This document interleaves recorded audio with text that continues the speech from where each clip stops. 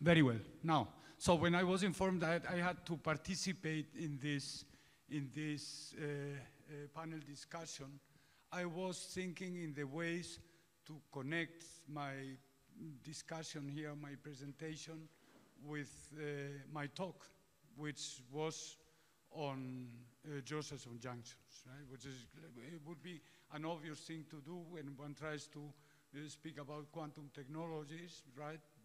Josephson junction is a quantum device, so I mean, it should be easy to find a connection, right?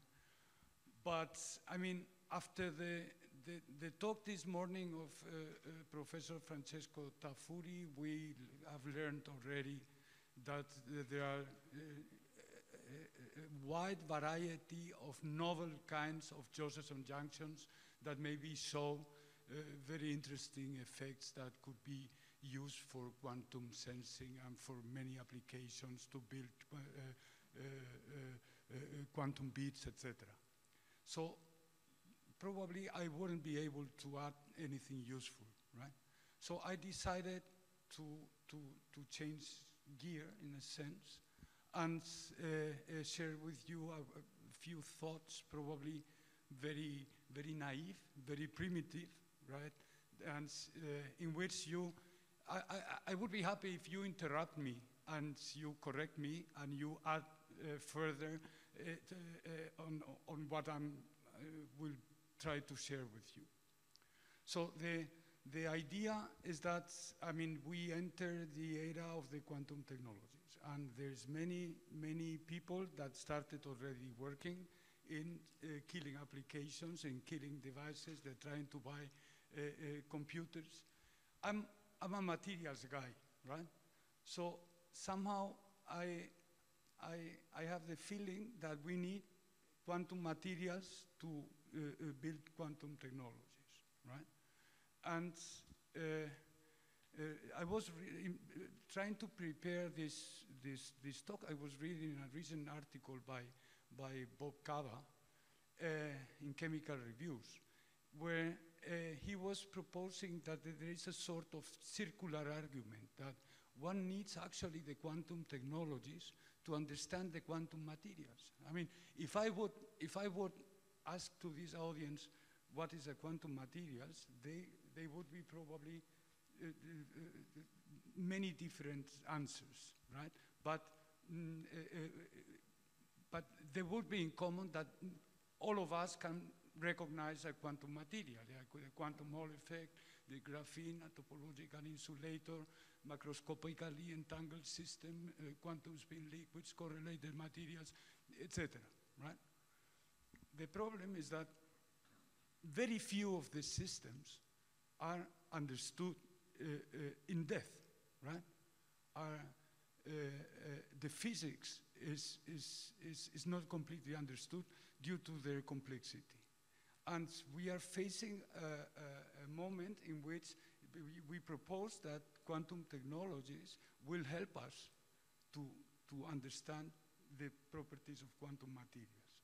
And this is the circular argument, right?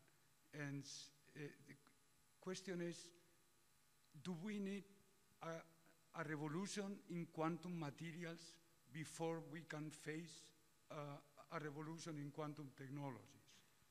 And this I would like you I would like to have your opinion on this.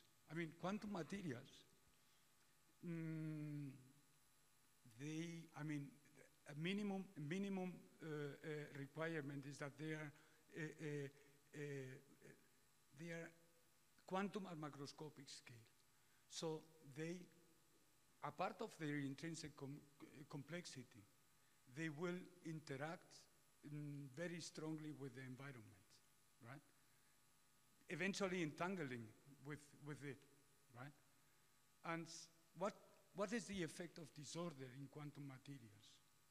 So there is a number, I mean, of I think very important questions that we should able to answer, right, before we can use these quantum materials for specific applications. And that's the reason probably because why people, I cannot connect specific quantum materials to applications other than the trivial devices, say, right? So this is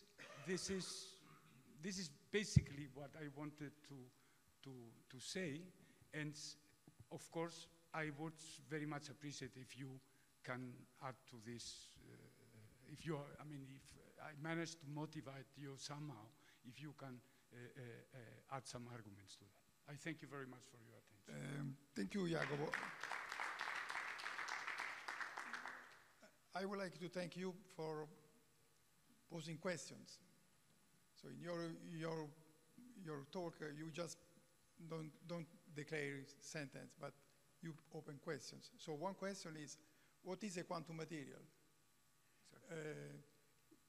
Quantum technology, we know, they go to very nanoscale size, like you presented in the previous talk. So I think we will continue the discussion. Thank you for opening the new questions. Thank you.